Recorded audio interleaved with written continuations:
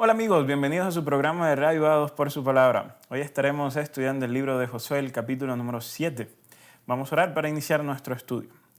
Buen Dios, que al entender hoy lo que pasa cuando las personas violan tu pacto, podamos realizar la necesidad que tenemos de ser vigilantes, constantes y el de estar siempre aferrados a ti. En el nombre de Jesús, amén. Josué capítulo 7 nos relata un pasaje que usualmente se utiliza para predicar en las iglesias acerca de los pecados ocultos, el llamado pecado de Acán. Ustedes recordarán cuando hablamos en el capítulo 6 de Jericó que Dios dijo que se debía incendiar la ciudad en el capítulo 6, versículo 24, y que los tesoros de plata, de oro, de bronce, de hierro, esos debían ser depositados en la casa del Señor, en el tesoro de la casa del Señor. Entonces, esta era la orden.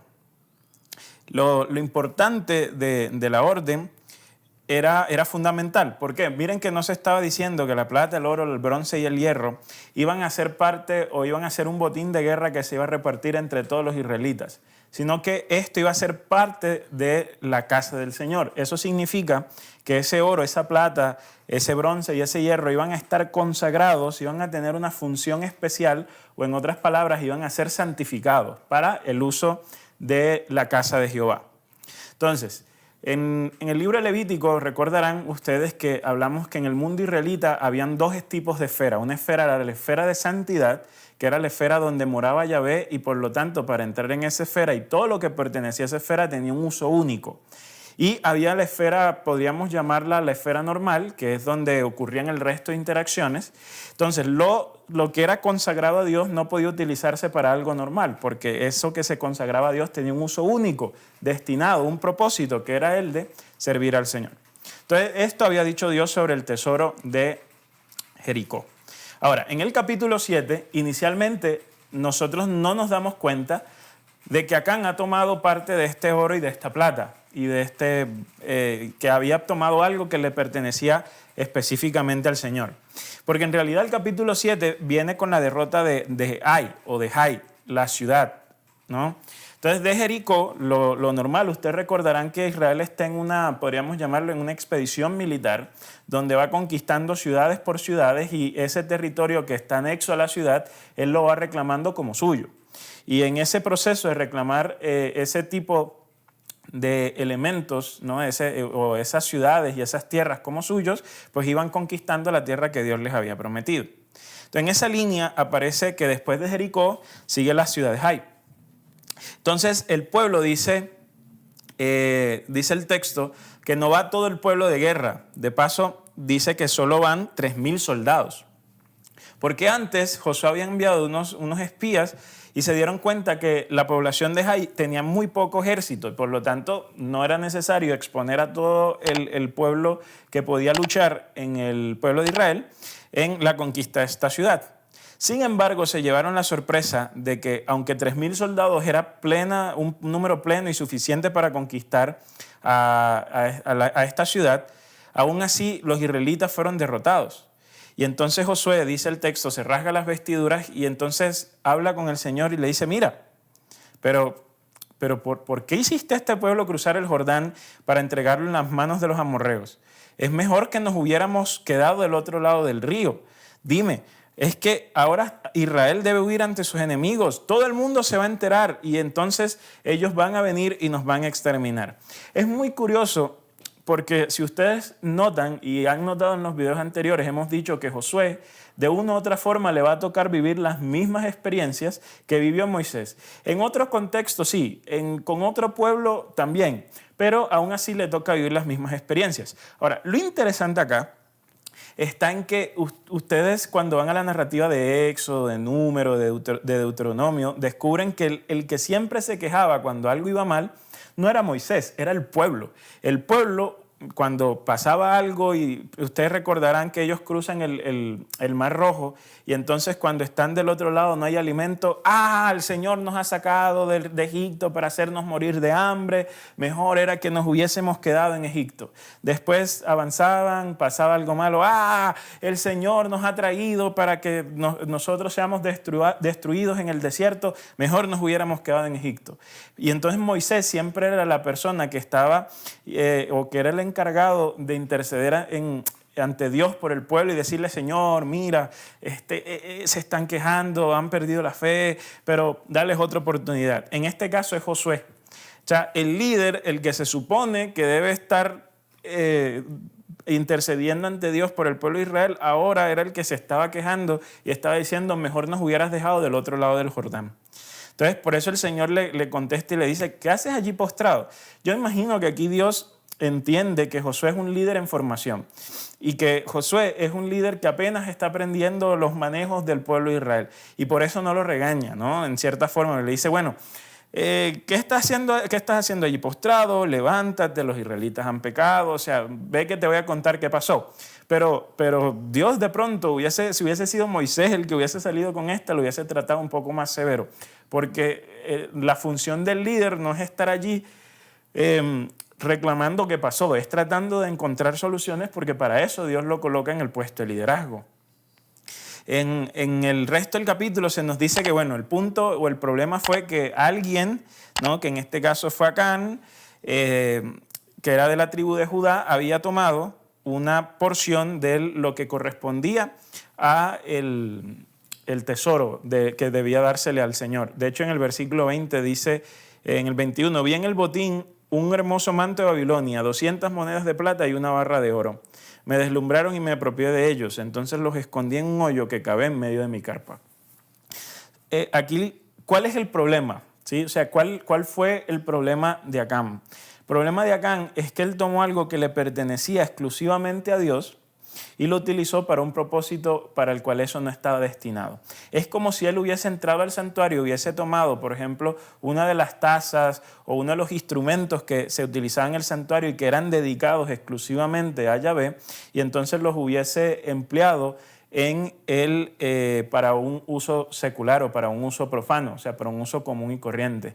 Esto que está acá, ese manto, esa plata y ese oro debía habérsele dedicado a Dios para un uso que él había de designar.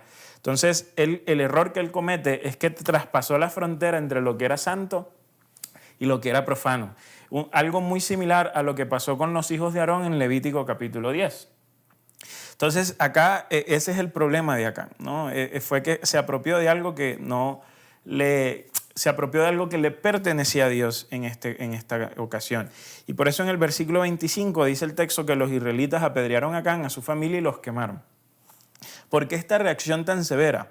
Dios los pudo haber perdonado. ¿Dónde está el Dios de la gracia y la misericordia? Como hemos dicho en múltiples ocasiones, en estos textos estamos hablando de una ocasión cuando Dios era el rey de Israel, y sobre todo cuando Dios también tenía unas leyes.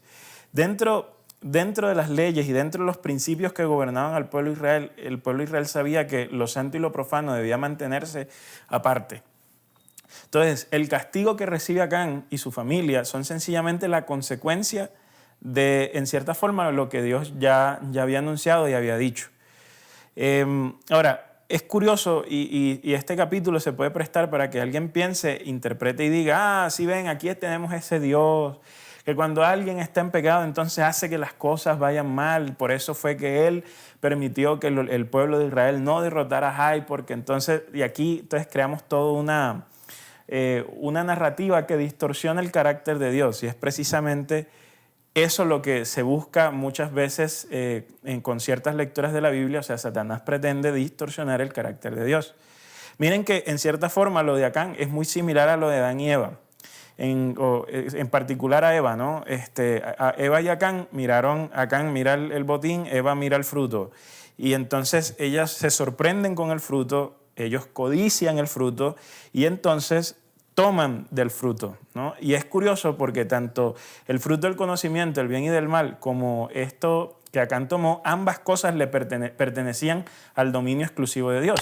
Porque Dios le dice a Adán y Eva: de todo puedes comer, menos de esto, o sea, esto es mío. O sea, yo me estoy reservando esto para mí, esto es algo que tiene un uso para mí y por lo tanto es un asunto de límites, de no transgredir los límites.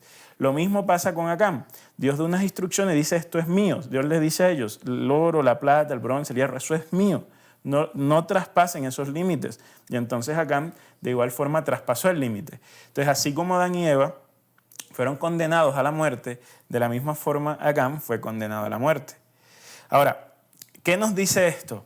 Esto nos dice, por un lado, que cuando Dios da una serie de instrucciones y nos dice, ojo con esto, nosotros debiésemos estar pendientes y atentos a eso que Dios nos está diciendo que le pertenece y por lo tanto tener cuidado de ello. Un ejemplo, el sábado. El sábado Dios dice, este es mi día y es el día que yo separé, es el día que yo santifiqué. O sea que ese día es un día que está destinado a Dios.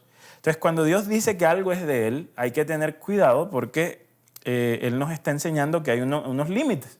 Entonces, dentro del marco de esos límites es importante respetarlos porque cuando Dios nos coloca ciertos límites no es porque Él sea un Dios egoísta, no es porque Él sea un Dios envidioso, entonces que no le va a permitir al hombre gozar de lo que Él goza, para nada. De hecho, Dios crea el mundo para que el hombre pueda gozar en cierta forma la naturaleza que Dios había creado.